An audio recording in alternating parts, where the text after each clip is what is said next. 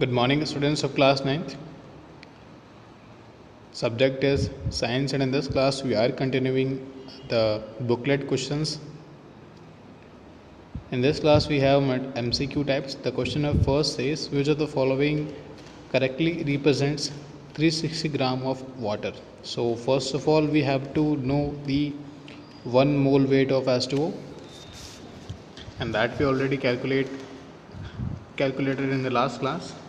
We have the mole weight of H2O equals to 18. ये कैसे आता है हम पहले देख चुके हैं लास्ट क्लास में. ऑक्सीजन का होता है 16, H2 का हो जाएगा 2, ऐड करेंगे कितना आ जाएगा 18. ठीक है, तो आप इंडिविजुअली चेक कर सकते हो इसको. जैसे ये ऑप्शन जो आपको गिवन है इसमें 2 मोल ऑफ H2O लिखा हुआ है. ठीक है, तो अगर 1 मोल का 18 ग्राम है, 2 मोल्स का कितना हो जाएगा 18 इंटू 2 दैट इज़ 36. लेकिन हमें कितना चाहिए 360 ग्राम. तो ये 360 ग्राम कब होगा, जब आप इसको 20 से मल्टीप्लाई करोगे. या फिर आप ऐसे भी कर सकते हो कि आपको 1 मोल वेट पता है. ठीक है, आपको कितना चाहिए 360 है अपने पास में 18. इसको डिवाइड कर दें कितना आ जाएगा 20, मतलब 20 मोल आ जाएगा. तो आपका आंसर क्या हो जाएगा option number B. Question number 2 देखना. Which of the following statement is not true about an atom. Atom के बारे में इनमें से कौन सा ऑप्शन है जो सही नहीं है. सबसे पहला हमें atoms are not able to exist independently. देखो वैसे तो एटम्स ऑब्वियसली इंडिपेंडेंट एग्जिस्ट करते हैं in case of noble gases. तो ये श्योरिटी के साथ आप नहीं कह सकते कि ये गलत स्टेटमेंट है या फिर सही है ना. तो इसी का हम जो सेकंड ऑप्शन है वो पढ़ते हैं क्या लिखा हुआ है.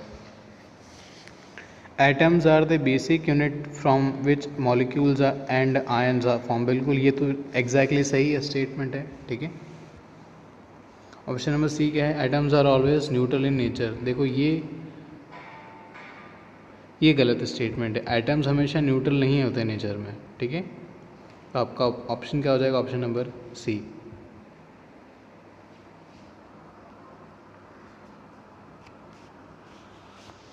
क्वेश्चन नंबर 3 देखेंगे. The chemical symbol of nitrogen gas. Nitrogen gas बोला है, गैस के लिए होता है N2. अगर यहाँ पे आयन बोला होता है तो क्या होता है Na+. The chemical symbol for sodium. Sodium का होता है क्या Na. ध्यान रखना सोडियम को ऐसे से कंपेयर मत कर देना. ये जो नाम है ये इंग्लिश में लिखा है, लेकिन जो सिम्बल्स होते हैं वो हम लैटिन लैंग्वेज में कंपेयर करके देखते हैं. क्वेश्चन नंबर 5 है, which of the following would weigh the highest. इन सब में सबसे हाईएस्ट वेट किसका होगा. ABCD चारों ऑप्शन अगर आप चेक करोगे तो आपको चेक करके इसको कैलकुलेट करना है. कैसे करेंगे, इस टाइप के क्वेश्चन हम न जाने कितनी बार देख चुके हैं. सबसे पहले आप क्या करोगे, C12H22O11 का मोलर वेट कैलकुलेट करोगे. ठीक, कैसे निकलेगा, एक कार्बन का होता है 12, तो आप 12 इंटू 12 कर दोगे. क्यों, क्योंकि हमारे पास 12 कार्बन है. हाइड्रोजन का होता है 1, 22 हाइड्रोजन है. ऑक्सीजन का होता है 16 और 11 ऑक्सीजन है. फिर इन तीनों को ऐड करोगे तो ये 1 मोल C12H22O11 का वेट आएगा. इसको 0.2 से आप क्या करोगे, मल्टीप्लाई करोगे.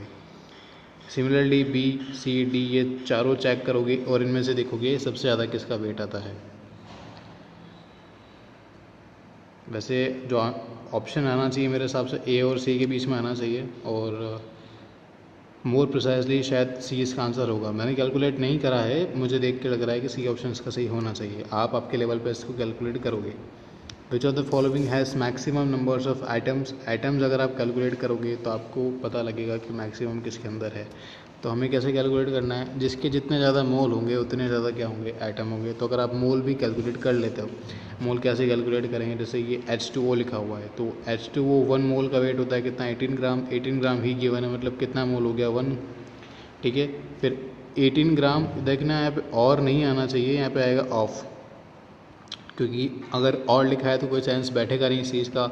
O2 का वेट होता है 16 प्लस 16. मैं 2 बार 16 क्यों ले रहा हूँ, क्योंकि एक ऑक्सीजन का होता है 16. ऑक्सीजन कितनी बार है 2 टाइम्स, मतलब हो जाएगा 32. तो आप क्या करोगे 18 को 32 से डिवाइड करोगे तो वैसे एलिमिनेट हो जाएगा. फिर 18 ऑफ CO2 चेक करोगे. ठीक है, ये भी कैंसिल आउट हो जाएगा.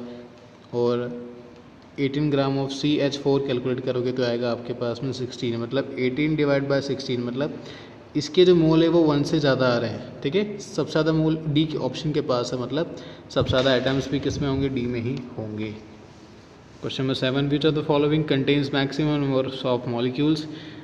सो आप सेम देखो, कॉन्सेप्ट अभी भी सेम है। आप क्या करोगे, वही चीज़ वापस से आप इन सब के वेट कैलकुलेट करोगे, फिर उसके बाद में फाइंड करोगे कि सबसे ज़्यादा मोल किसके पास है। जिसके पास सबसे ज़्यादा मोल होंगे वही सबसे ज़्यादा मॉलिक्यूल वाला कंपाउंड होगा, ठीक है। Mass of 1 atom of oxygen, ध्यान रखना 1 एटम बोला है जो कि होता है 16, लेकिन अगर 1 ऑक्सीजन गैस बोला होता तो उसका होता है 32। फिलहाल इस ऑप्शन का आंसर है 16। क्यों? क्योंकि ऑक्सीजन एटम बोला है साफ साफ, यहाँ पे पीछे गैस नहीं लिखा हुआ। क्वेश्चन नंबर 9 है 3.42 gram of sucrose are dissolved in 18 gram of water in a beaker. The number of oxygen atoms in the solutions are। तो सबसे पहले आपको सुक्रोज का फॉर्मूला याद होना चाहिए, ये होता है C6H12O6। तो इसमें हो जाएगा O6, H2O का होता है H2O, ठीक है। तो आप क्या करोगे, सबसे पहले C6H12O6 सबसे पहले इसमें कैलकुलेट करोगे ऑक्सीजन कितना आ रहा है, ठीक है। तो ये कैलकुलेट करना वैसे लास्ट क्लास में हम देख चुके हैं, जो वो एल्यूमिनियम ऑक्साइड वाला क्वेश्चन था Al2O3 वाला, उसमें नंबर्स ऑफ एल्यूमिनियम आयन हमने कैलकुलेट करा था। तो वैसे ही आपको सबसे पहले इसमें कैलकुलेट करना है और फिर वाटर में कैलकुलेट करना है। क्वेश्चन नंबर 10 लास्ट क्वेश्चन है, a change in the physical state can be brought about. Physical state में जो चेंज है वो कैसे लाया जा सकता है, फिर इनमें से कौन सा ऑप्शन है जिसको सिग्निफाई करेगा। सबसे पहला क्वेश्चन है, सबसे पहला ऑप्शन है only when energy is given to the system, बिल्कुल चेंज किया जा सकता है। और पढ़ते हैं only when energy is taken out from the system. Question option number C, when energy is either given to और taken to from the system. देखो इसका आंसर ऑब्वियसली सी हो जाएगा, क्योंकि फिजिकल चेंजेस में कभी कभी एनर्जी रिलीज भी होती है और कभी कभी एनर्जी आप देते भी हो उसके अंदर, तो इसका आंसर हो जाएगा सी। तो यहाँ पर आपके जो MCQ टाइप के क्वेश्चंस थे वो फिनिश हो जाते हैं, ठीक है। जो बुक के अंदर के जो क्वेश्चंस हैं वैसे लगभग उसी टाइप के हैं जो हम पहले यहाँ पे देख चुके हैं, है ना, कुछ अलग नहीं है उन क्वेश्चन में भी। तो वो अब भी आपके लेवल पे ट्राई कर लेना, जिन क्वेश्चन में डाउट आएगा वो आप डिस्कस करोगे तो मैं ज़रूर बता दूँगा उनका आंसर, ठीक है। सो आपको साइंस का पूरा जो चैप्टर है कंप्लीट हो चुका है, आपके लेवल पे क्वेश्चन आंसर कंप्लीट करने हैं। जिस भी क्वेश्चन में डाउट हो, वीडियो की कमेंट बॉक्स आपके लिए हमेशा ओपन है, आप जब चाहो उस पर कमेंट कर सकते हो, डाउट पूछ सकते हो। In case if you want then you can call me also, you all have my numbers, ठीक है। So thank you.